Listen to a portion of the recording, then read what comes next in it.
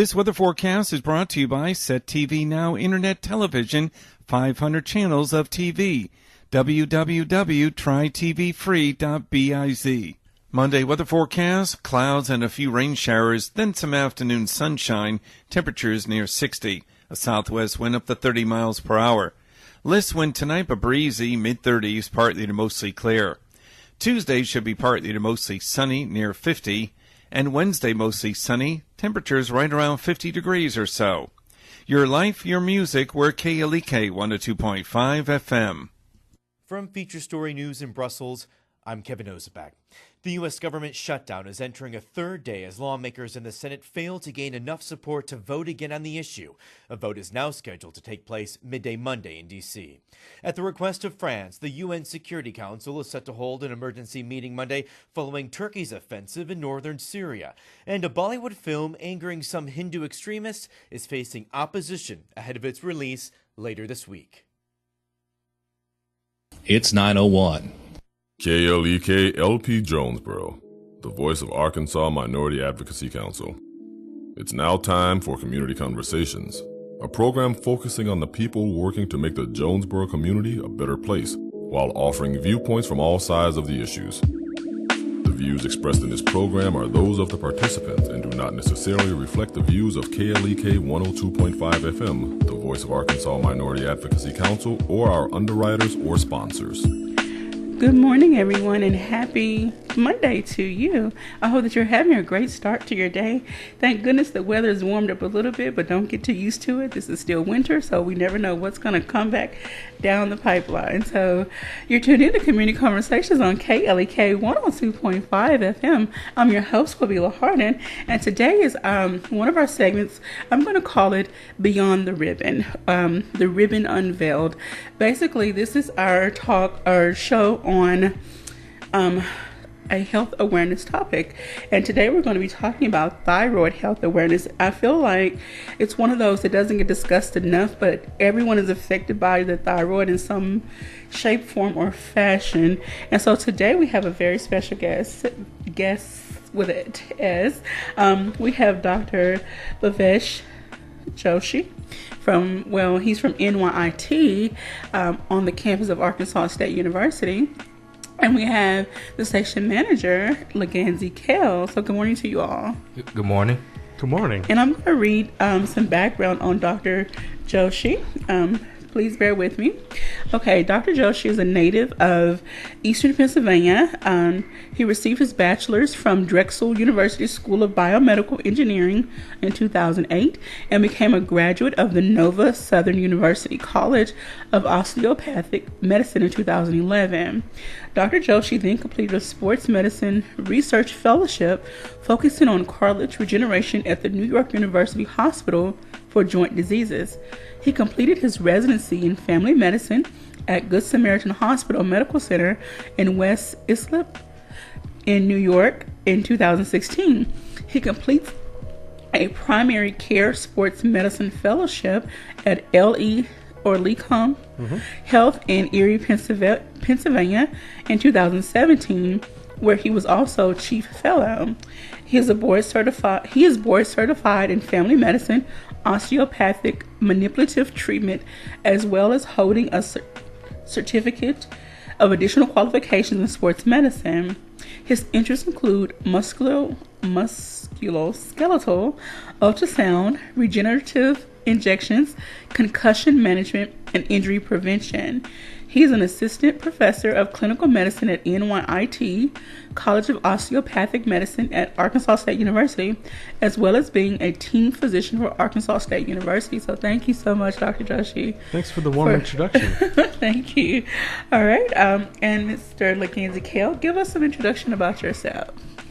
Well, if you don't know me by now, I'm LaGanzie Kale. I am the general manager of KLEK 102.5 FM, and I launched the station in January 1st of 2015 with the help of some dedicated volunteers such as yourself. But today's show is not necessarily about me and my role in the station. I'm going to kind of talk about my story about thyroidism.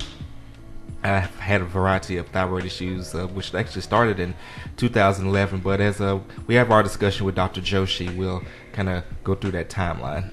All right, so one of the first questions that I want to ask, what is the thyroid? And then a side note from that, what role does it play in the body? Gotcha. So the thyroid is a small gland in the front of our neck, a little bit lower than our Adam's apple. It's usually shaped as a butterfly, and it's a hormonal gland. So it produces a thyroid hormone that is important to a lot of metabolic processes in the body. It ties into brain function, our heart rate, our cardiac function, our skeletal muscle, some bones. So it reaches far and wide throughout the body. Okay. Now, how can you tell when your thyroid is functioning properly and improper? Like, what are some of the signs that it's not functioning and it is functioning? So the thyroid is pretty amazing by, like I was saying, how far it reaches and how many processes in the body it affects. When it's working, it works great, and you'll never know that it's doing its job. Okay. And when it's doing its job.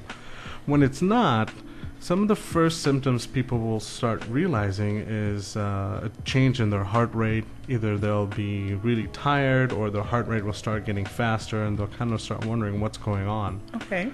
The other one is people will start gaining or losing weight depending on if the thyroid is going up or down. Okay. And they'll not understand, like, I'm eating right, I'm exercising, I've been maintaining my workout schedule, and now all of a sudden I'm gaining all this weight. Like, I don't.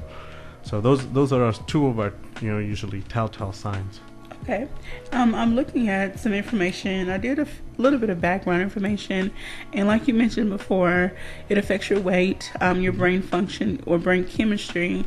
I was reading that it can affect, it can not necessarily lead to depression, but cause you to have some depressive moods. Mm-hmm.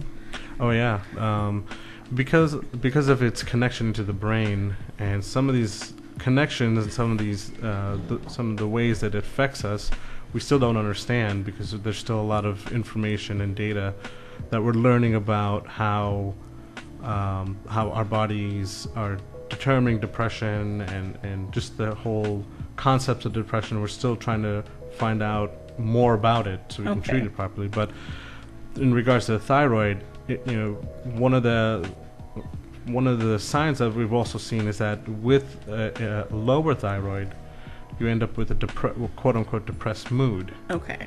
It's kind of, when you think about it, that lower thyroid, as you have a lower metabolism, you're starting to gain weight. You're just not understanding it. There are some frustrations that build up, and that can also lead to depression. So there's two pathways that you can get. Okay, let's talk about some risk factors. Then we'll have LaGanzie come in and talk about how he recognized, or how his doctor recognized, something was going on with his thyroid. So let's talk about some risk factors. Who is at risk for having improper functioning thyroid? Right. So the first group of people are people that have a family history of it. Okay. If your mom had problem with thyroid, your dad had a problem with your thyroid, Aunt Susie had a problem with her thyroid, and she's your mom's sister, then there's a chance that you could inherit that as well. Okay. Another group of people are people who don't get enough iodine in their diet. Iodine? Mm-hmm. I never thought that was super important. Can you explain what iodine is? So iodine is an important element in our diet that the thyroid uses intimately. Very similar to how our red blood cells need iron, the thyroid needs iodine to do its job properly. Okay. So if we don't get enough iodine in our diet, our thyroid's going to have a harder time doing its job. Okay. And we'll get more into some of the disease and other conditions relating to the thyroid. I'd like for LaGanzie to please share his story on how he was diagnosed. All right. Well, my story began in 2011, I believe, like maybe February. I was actually being treated for depression at the time, and I was put on a new experimental drug for depression, and I won't name what the drug is, just in case a lawsuit comes in the future about it. But after taking it for a couple of days, I noticed that my heart rate just started shooting up, and I went back to the doctor. I said, I can't take this. I can't deal with this side effect. And so things went back to normal for a while. Then about a couple months later, my heart rate started going up again, and this time it wouldn't stop.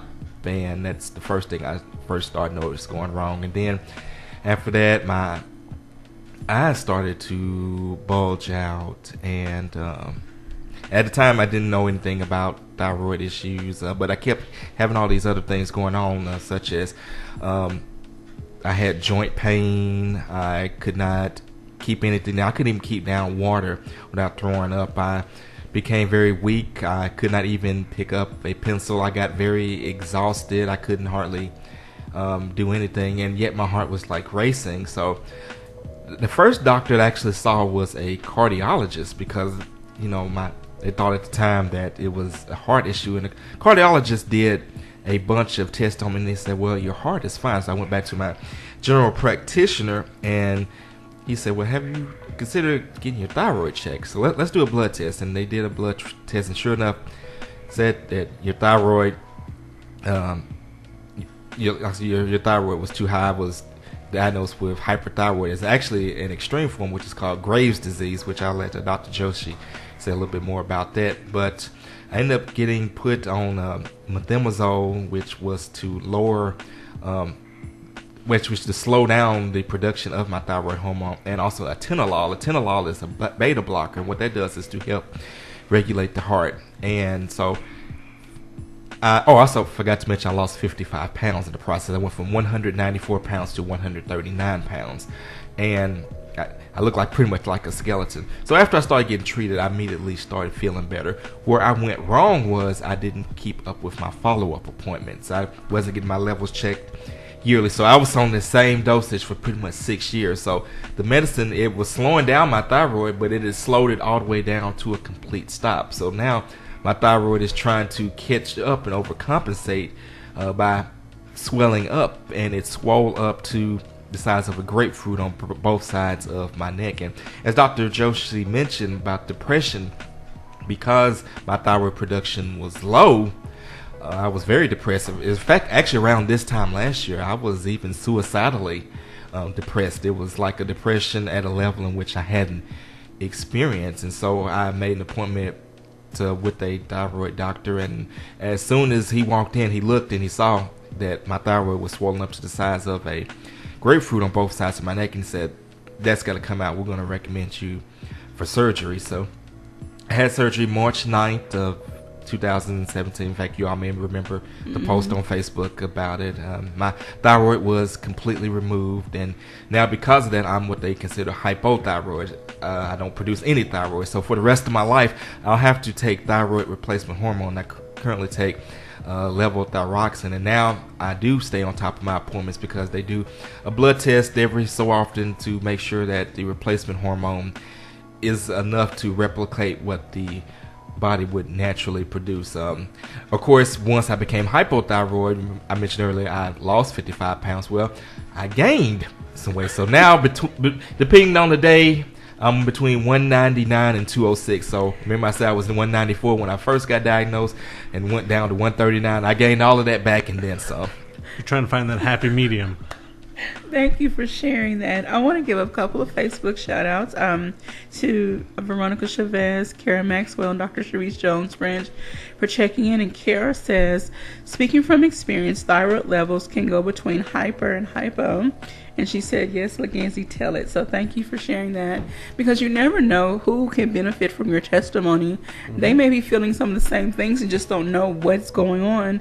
They may think they're crazy, or people have told them you're crazy, and there's something really serious going on. Absolutely. And so I want to get into people who are at risk for getting the thyroid disease. What are some traumas or things that can happen to cause the thyroid to malfunction? Well, like I was saying before, the biggest group of people is going to be the family with that family history. And so if you're somebody in your family, your immediate family has had it, like your mom or dad, then you've got a higher chance of developing. You may not, which would be great, but you've got that higher risk. And it's important to know that if you have a family history, so that as you're growing up, you can have periodic checks on the thyroid hormone. Because the one thing I didn't mention, and I'll mention it now, is that, as we said, the thyroid hormone is super important with the brain and heart function and muscles and bones. In the children, and as you're growing up, it has such a huge impact on brain development and making sure that like the metabolic process of the brain is kept in track. Okay. And something that I wanted to add that I also didn't mention, that when they actually did check, they found that my B12 was very low. So actually I now have to take a B12 pill every day. And Dr. Joshi, if you could kind of explain how the B12 and works into all of that, because there may be some others out there who may have that same issue. Mm-hmm. Well, B12 is a vitamin that's usually found in animal product, like eggs, some spinach, some beef, and whatnot. And it's used in the body as a cofactor to enable certain digestive and metabolic processes. So when I say metabolic, I'm saying, your body takes glucose and then it metabolizes it, digests it, and it breaks it down and it makes it into energy, or another process it uses to make, instead of thyroid hormone, maybe testosterone for us guys, or estrogen and whatnot. So it's used as a activator. So you can have all the precursors, you've got your building blocks, but if you've got no contractor to say, hey, we need to do it this way, then it's not going to happen. So B12 is important for that. And in our Western diet, we don't get a lot of B12 anymore because we're not eating those green leafy vegetables. We're pushing more towards our processed foods. And so B12 is not as abundant in our diets as it used to be. Oh, wow. Mm-hmm. Okay, so also I just want to let everybody know that if you have any questions or comments, you can please give us a call at 870-277-1080. The phone lines are open. Or also please drop us a message on our Facebook live stream. I want to give a shout out to, and I hope I do not say this name wrong, Shayla Mayo. Okay. I actually met her. It was actually kind of interesting when I had my thyroid surgery. She actually sent me a random friend request. I don't know. I think the picture that I had posted me in the hospital bed like went viral, and she actually found me and reached out, and she actually had a similar surgery. So it actually affects a lot of people, and I guess later on in the show I maybe can kind of describe, the actual surgical process of when I had my surgery. All right. Kara also says, my children's pediatrician checks my child yearly at 6 years old. I didn't know it could be detected so early. Mm-hmm. So can it even be detected in newborns if there's an issue with the thyroid? Or up to what age would you think, or would you suggest? You know what? That's just a question I don't know the answer to. Okay. And I'll admit it when I don't know it. Well, what's the earliest you've ever diagnosed someone with a thyroid issue? Probably around that 8 years, that early adolescence. Okay. And it was because we were starting to see that the neck was looking a little bit fuller in this young child, and we had a suspicion for that. It's almost like what you were having. And it ended up being a hypothyroid situation. Okay, so let's talk about the other side, the hyperthyroid. What does that look like or possibly feel like to someone going through that? Right. So with hyperthyroid, everything is turned up to about, from being normal, it's at 5, we're turning it up to about 11, 12, 13 as we're getting higher and higher. Okay. So the heart rate will start going faster and faster and faster. Like LaGanzie was saying, it felt like his eyes were popping out of his head a little bit.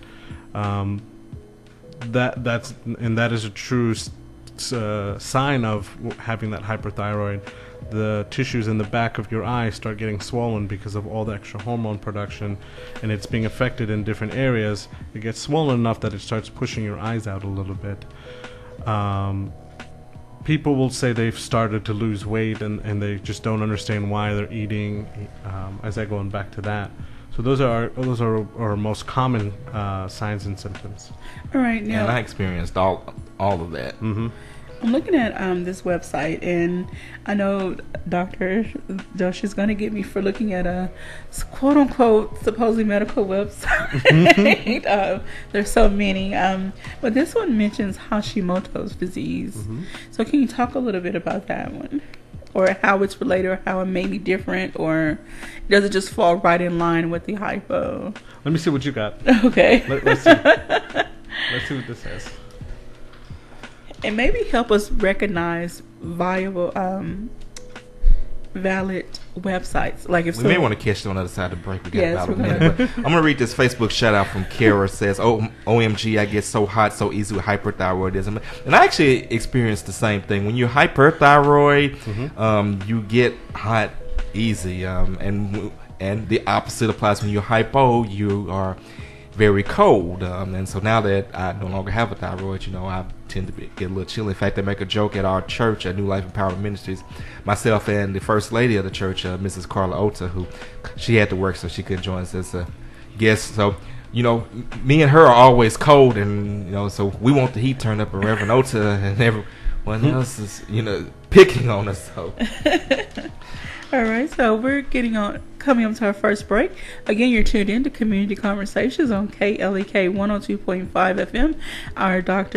Our special guest is Dr. Bhavesh Joshi, and also LaGanzie Kale, who is the station manager here. Again, if you have any questions or comments, please feel free to give us a call, 870-277-1080, or drop us a message on our Facebook live stream. Please do not go anywhere. We'll be right back after these messages. Hold on, we got one more Facebook shout right quick. Anna Sella says, yes, he was a great blessing to me during that time. Well, I'm glad I was a blessing to you. That's wonderful. All right, so stay tuned and we'll be right back.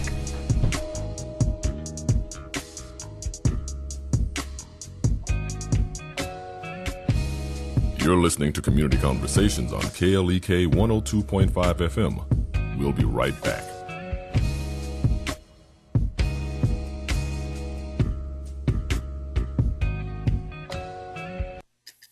Does your child have an entitlement mentality?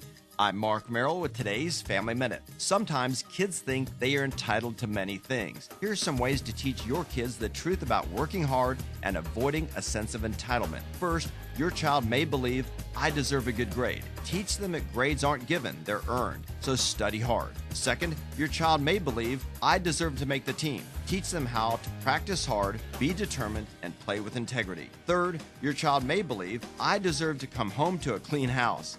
Teach them to contribute to household chores, such as mowing the lawn or doing the dishes. Make it a team effort, and remember, your family first. Want to go deeper on this topic? Listen to Mark's podcast. Just go to markmerrill.com to download the Family First podcast.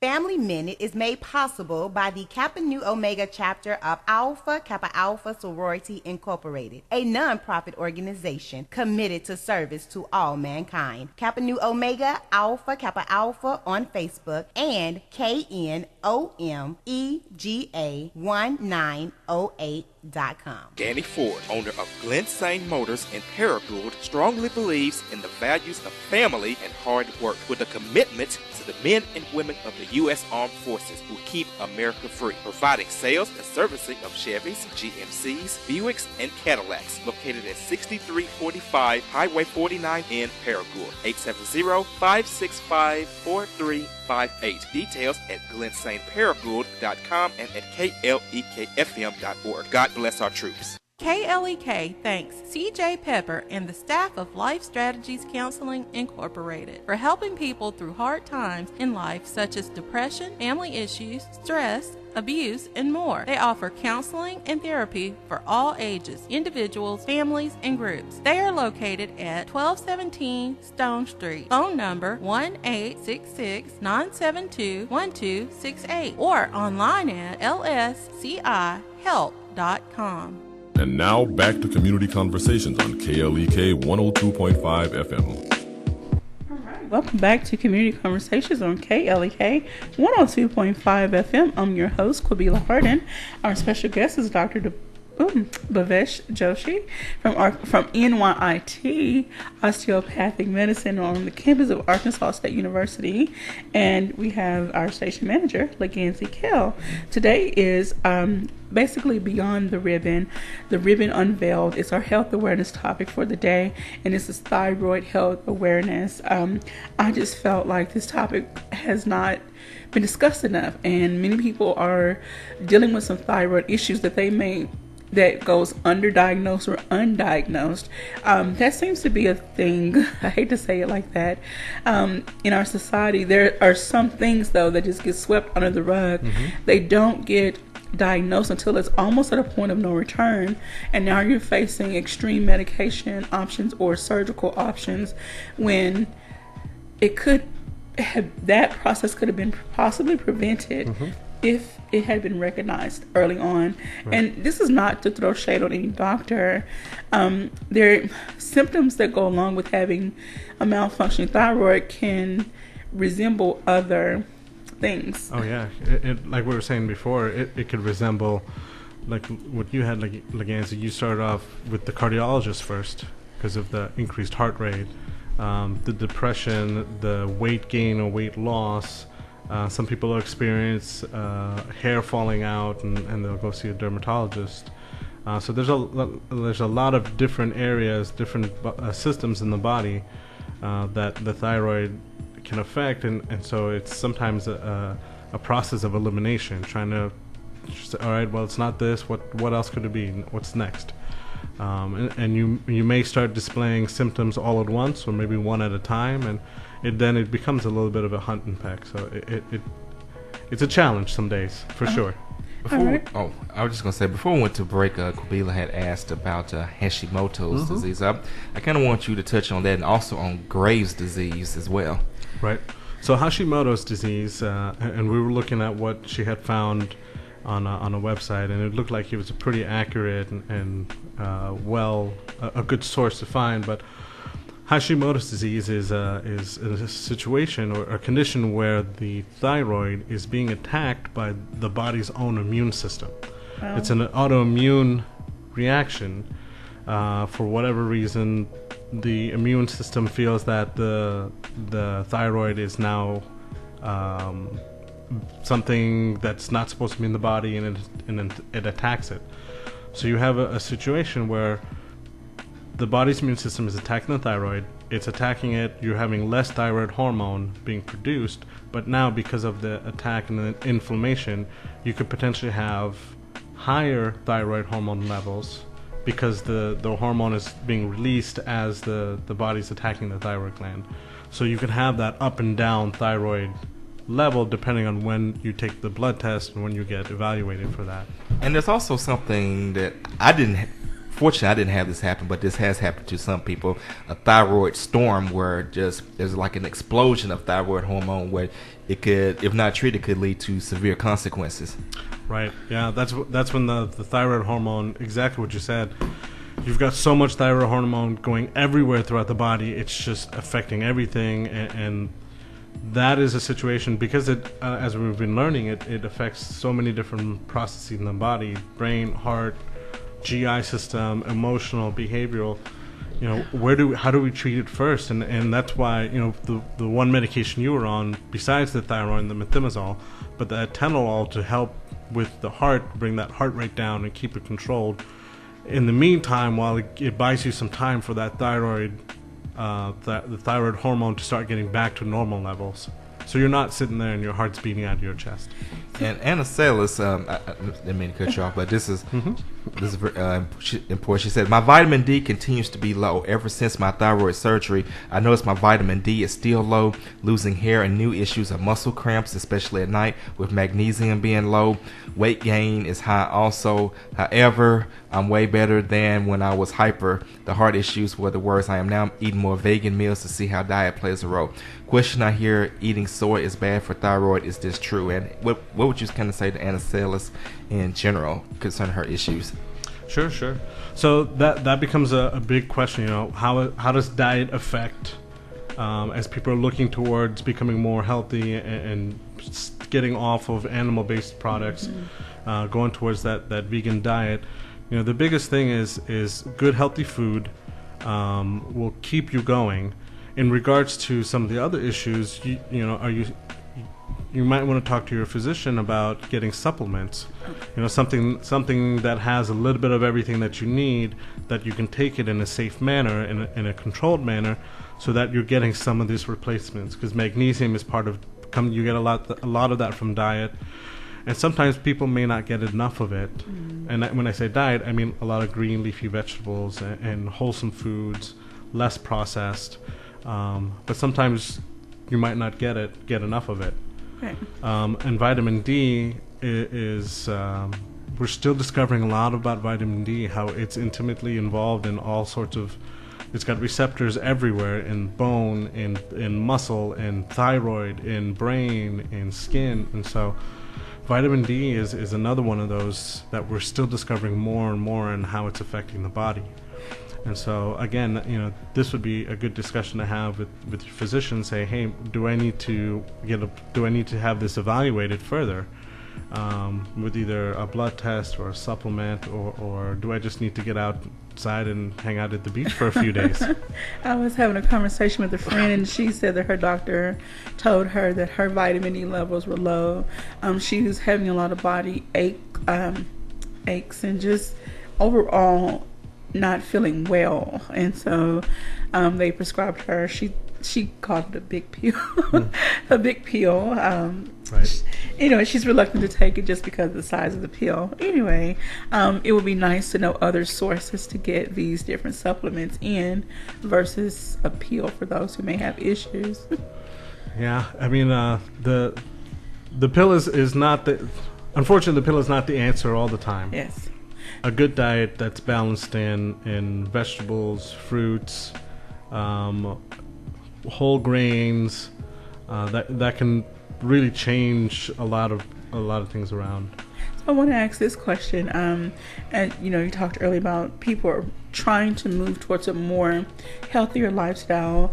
I see a lot of people that do the raw diet. Mm-hmm. Some people do the total vegan. Some people just do vegetarian, or they do animal, vegetarian. They do a lot of different variations of these different. Right. I don't want to call them diets. Nutritional lifestyles. Okay.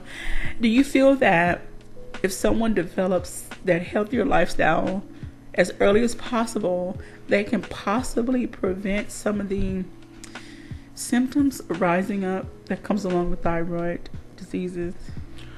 In thyroid disease, probably not. Okay. And like I said, the caveat is if you're not getting enough iodized salt. Because in people who are trying to be conscientious of especially blood pressure, they might cut salt out of their diet. But you've got to remember, you need to get some salt in. Salt is needed as part of the body, as well as the iodized component for your thyroid.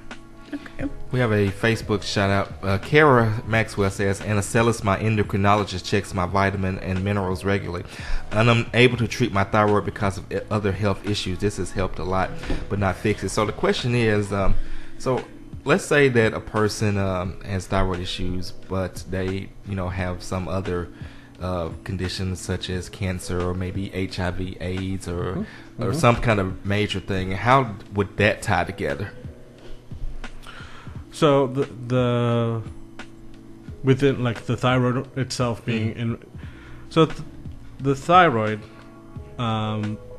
is still going to be important, maintaining your regular body processes.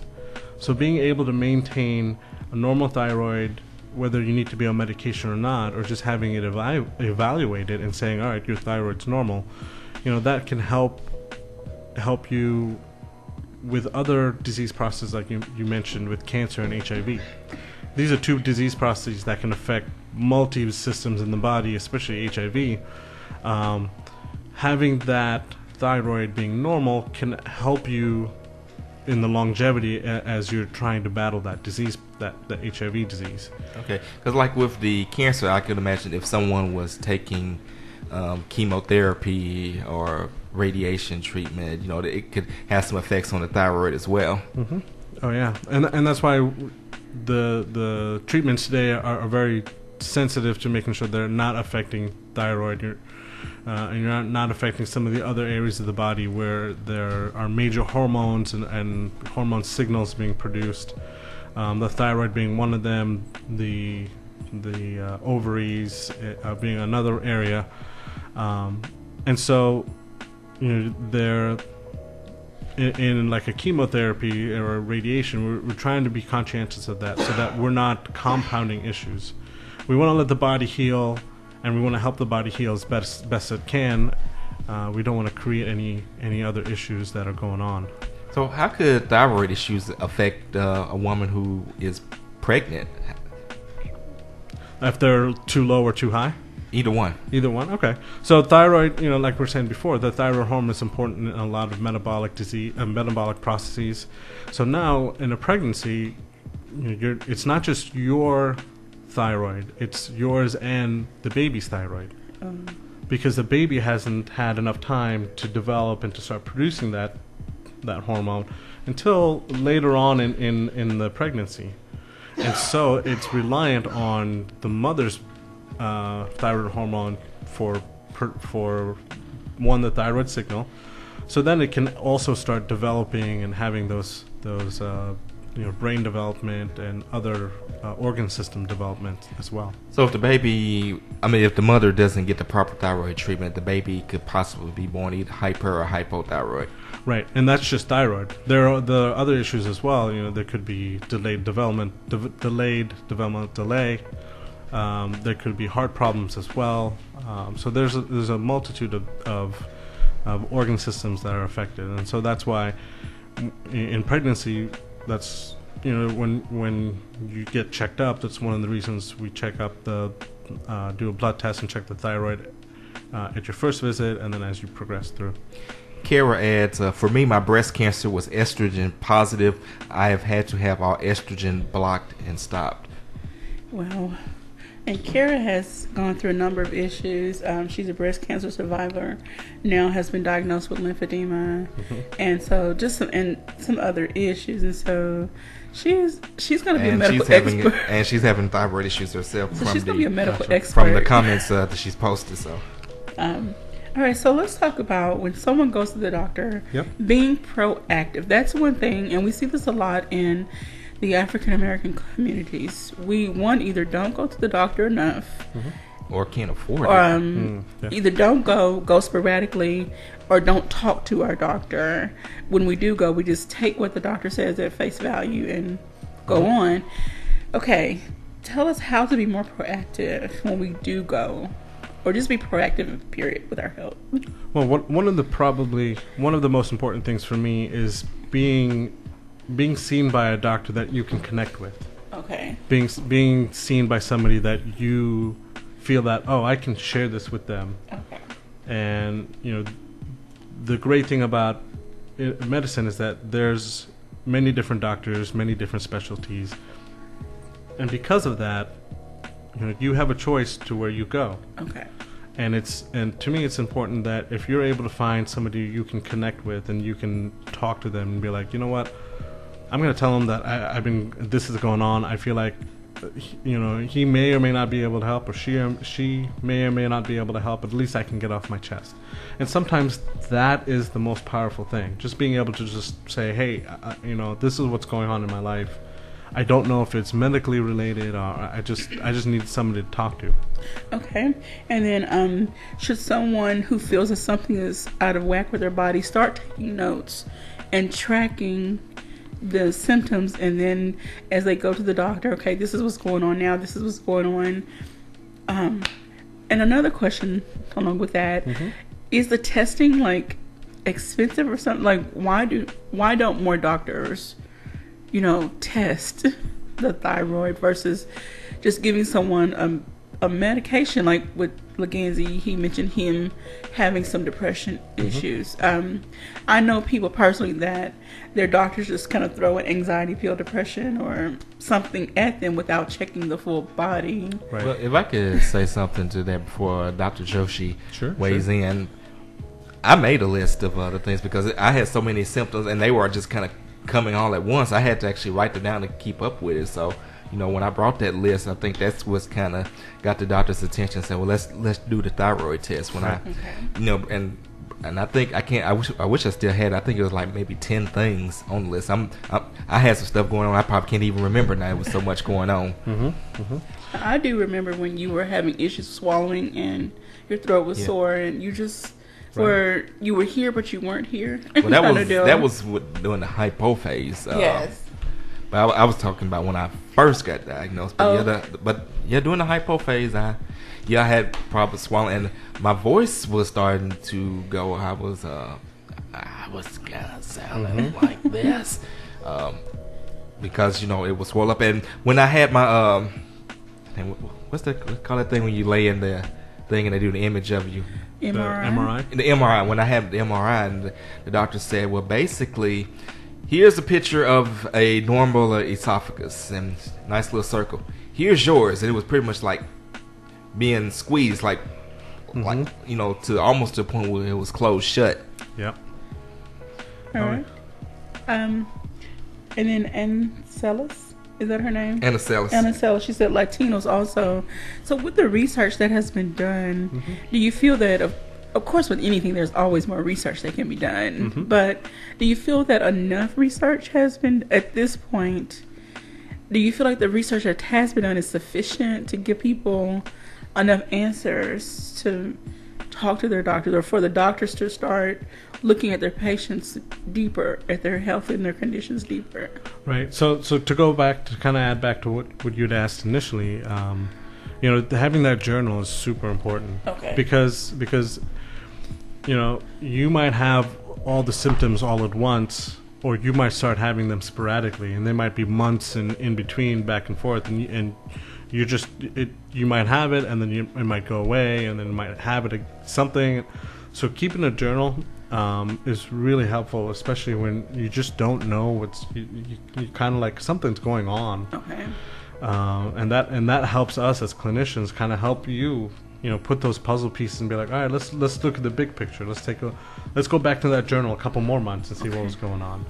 Okay. And Ancelis adds, I was diagnosed when I was pregnant with my second son. Had Graves, voice was scratchy, heart racing, anxiety, and then I had several nodules in my neck. Scary experience during being pregnant. I wonder if this is affecting many ethnic communities more now than in previous years. It may be. As we've learned more and more about thyroid and how it's intimately connected with other organ systems throughout the body, our diagnosis has gone up more, because now we know more. We're seeing, all right, we're starting to make those connections. We're diagnosing people, and we see that diagnosis rate goes up. Okay. I used to be one of those people that I mentioned earlier about not going to the doctor very much. I felt like I had to be almost on death's door, before I went to the doctor. But now I'm being more proactive, especially because of my age and other things that are going on. I'm having to be more proactive. Right. And I just want to encourage everyone out there, if you notice something's wrong with your body, go to your doctor and talk to them. Have an open dialogue about what is going on with you, and don't let them dismiss you and your feelings concerning whatever it is, because it could be something that, how can I say, that doesn't have to end up in surgery or extreme medical procedures medical treatments being done. Right, and that touches what you were asking before about, is it, why is the diagnosis, how does that process go? Is it enough to, we have that suspicion and we just treat with the medicine, versus actually doing lab work and going back and analyzing the data from that. And it's important that we do go down that route with the lab work and having the blood test and checking the thyroid hormone levels to make sure that we are truly dealing with either a high or a low or hyper or hypothyroid versus the Hashimoto's or Graves' disease, which is on that immune spectrum as well of that enlarged thyroid, and so that it's important to know, because that treatment window is very narrow, and because of the thyroid hormone being so sensitive in the body and the organs, that it's so narrow to be. You got to be right. Okay. With that, we're going to take a quick break, and when we come back, we'll wrap up this session concerning thyroid health awareness. Please do not go anywhere. We'll be right back. This is Community Conversations on KLEK 102.5 FM.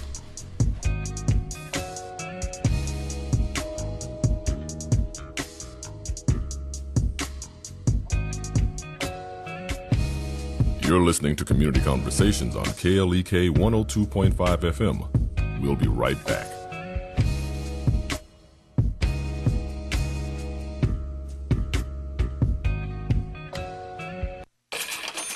We're back with Money Matters. I'm Alfred Edmond Jr. Over the past several days, we've covered 6 of the 7 deadly sins of money management: anger, envy, gluttony, greed, lust, and pride. The last of the deadly sins may be the worst one: sloth. That's just being plain lazy. An example of this is not taking the effort to create and follow a budget, track your spending, and stay on top of where your money is going. Too many of us would rather just work from memory or play it by ear. Anything to avoid the work. Don't give in to sloth. Investing the time and effort to actively manage and improve your finances will not only save you money, for example when filing your taxes, but help you to find more opportunities to make money. It's never too late to repent from the 7 deadly sins of money management. Change your mind and change your habits, and you can change how you handle your money. I'm Alfred Edmond Jr. for Money Matters, a product of American Urban Radio Networks.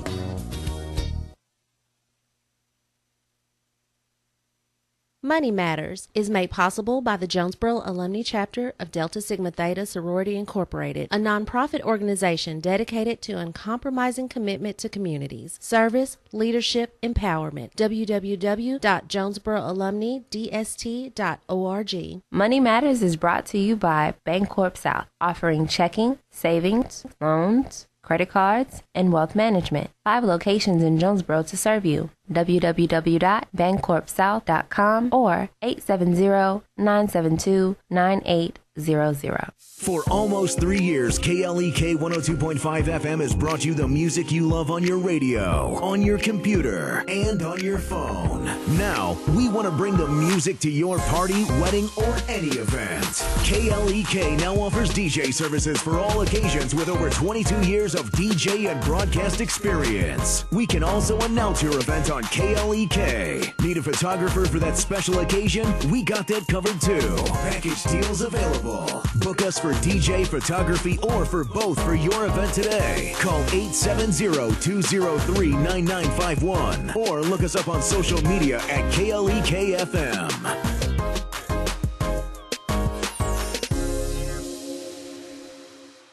Karaoke and photo booths with a custom design of your event are also available. Meineke of Jonesboro is now Starks Auto Service, a full-service auto repair and vehicle maintenance center, offering engine and transmission repair, brake service, tires, oil changes, and more, performed by ASE certified mechanics. The all-new Starks Auto Service, 2813 South Caraway Road in Jonesboro, 870-204-7112. Starks Auto Service, Jonesboro.com.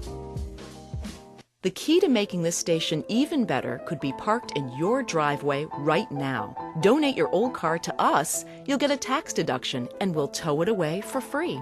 Go to klekfm.org for more information.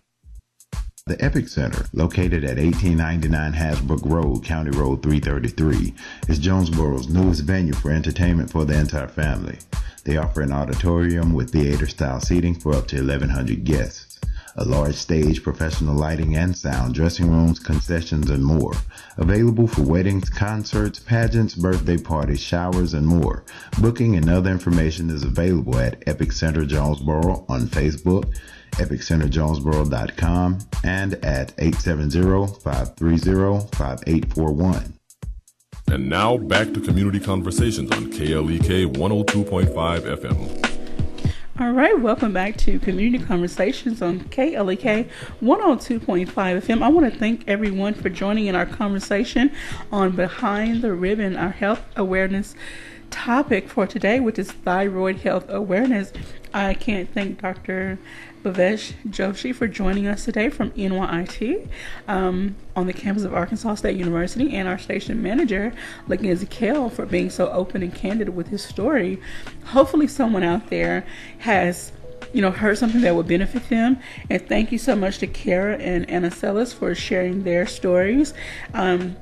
We thank you all because someone out there is listening, someone is watching, and someone may now have the courage to go talk to their doctor and say, okay, I'm not feeling right. Please check everything. And Anna Sellis says, I went through 3 doctors until I found one who taught me, heard my concerns, and didn't rush to diagnosis. Kara follows with, finding a doctor who takes my opinion into consideration has made me proactive about my health. He always asks, what do you think? How do you feel? And then Anna Sellis says, do you find that people who are diagnosed with thyroid issues tend to later have multiple autoimmune issues, example, hypothyroid, and later develop lupus, etc.? There is a chance for that as well, especially if it's not been well controlled throughout their life.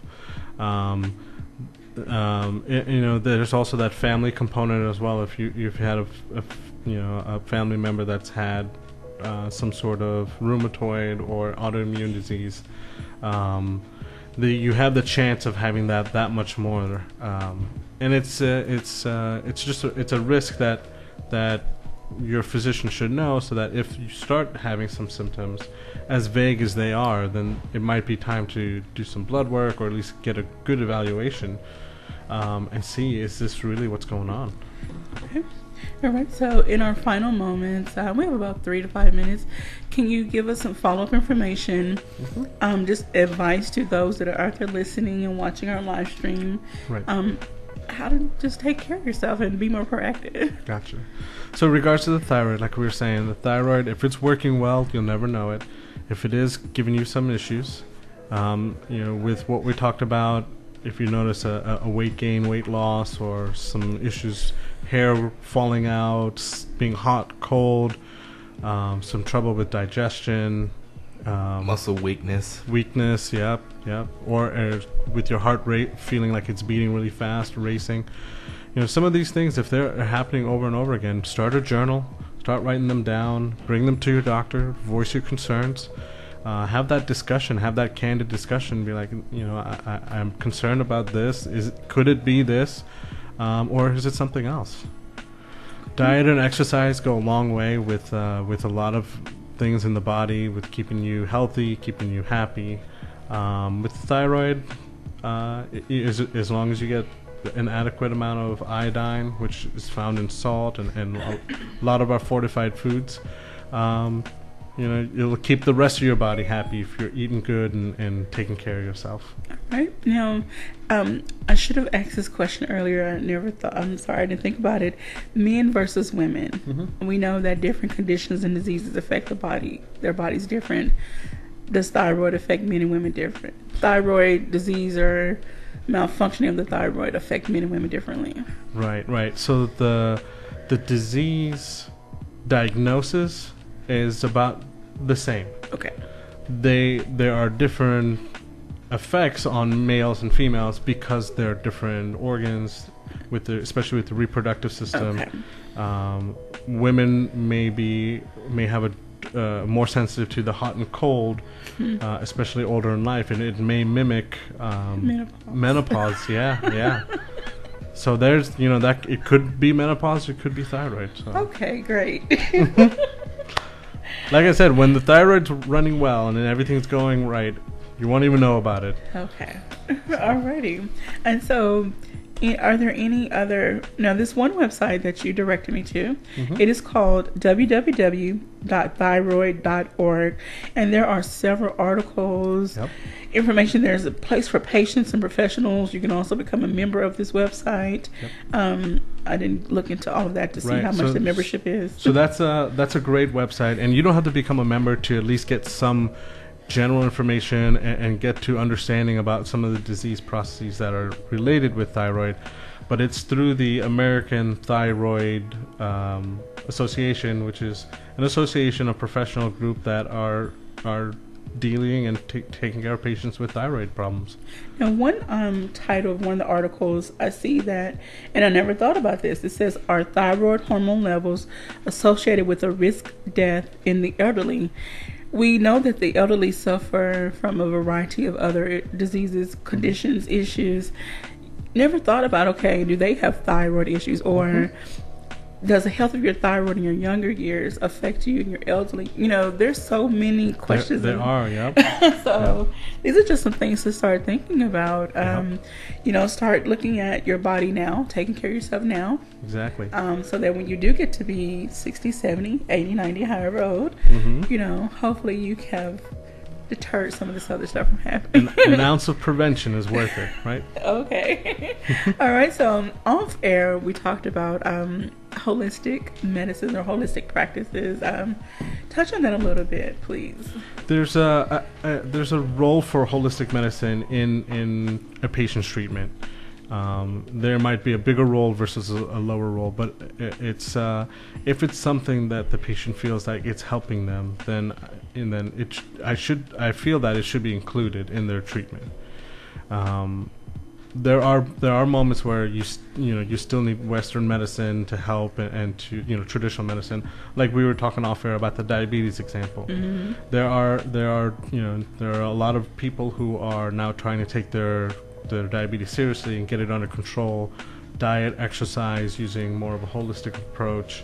But at the same token, in order to prevent severe side effects of having that higher blood sugar, you do need the assistance of the diabetes medication, and it to a point where once you get everything else under control, your body will start getting better and healthier and healthier. You may not need that medication. Okay. So they go hand in hand. There's a role for everything, in a patient's treatment. Okay. If it makes you better and it helps you get to where you need to be, absolutely. All right. LaGanzie, any final thoughts? And I know we have some more Facebook comments. Well, I'll read the comments, then I'll get my final thoughts. Kara says thyroid also affects lymphedema, and Acela says thank you everyone, have a blessed day. LaGanzie, great to connect with you again. I would suggest encouraging everyone on Facebook to share this page for those who are tuned in via radio, and West Eddington is watching. Thank you for tuning in, Mr. Eddington. I just want to say, like Dr. Joshi said, be proactive, write the journal down. That definitely helped me, or else the result could have been totally different. And it's definitely something that we need more awareness of in the community, because it can come out of nowhere, and it definitely came out of nowhere with me. And I've been on both ends of it. I've been hyperthyroid and I've been hypothyroid, so just about every symptom that we've talked about in the show, I've experienced it. And like he said, right before we went on air, he said it's kind of like the mommy that knows everything. And my thyroid mommy definitely was having fits, and it definitely got me into a lot of trouble. But I just want to say, like Anacella said, spread the word, share this post, share this video. If you are experiencing any of these symptoms that Dr. Joshi mentioned, talk to your doctor. Ask for a thyroid test, and then you can get your level check. And once you do get diagnosed, don't make the mistake that I made and wait 5 years before you see a doctor again. See your doctor regularly, because if I had seen my thyroid doctor regularly, I could have avoided surgery, because they could have said, okay, the methimazole, we need to back off of it or cut it out. But instead, I was hard-headed because but it also kind of goes to what Dr. Joshi said. When it's working, it's feeling good. So for years, I was feeling fine, but until it got to a point to where all heck broke loose and my thyroid just swelled up and I got depressed and all this other stuff happened. All right, so we thank everyone for tuning in to KLEK 102.5 FM and Community Conversations. Don't forget to tune in tomorrow at 9 a.m. We will have our discussion on bullying. We have some lovely young ladies, Taylin and Nisi Jenkins. They have been here before, but they are really on the move with this anti-bullying campaign. So. Let me get a quick announcement. Tonight, 6 o'clock p.m., NAACP meeting with Jonesboro Police Chief Rick Elliott. I think we're going to simulate a traffic stop. We'll have it live stream on the KLEK Facebook. Have a blessed day, y'all. Thank you for listening to Community Conversations on KLEK 102.5 FM, a program focusing on the people working to make the Jonesboro community a better place while offering viewpoints from all sides of the issue.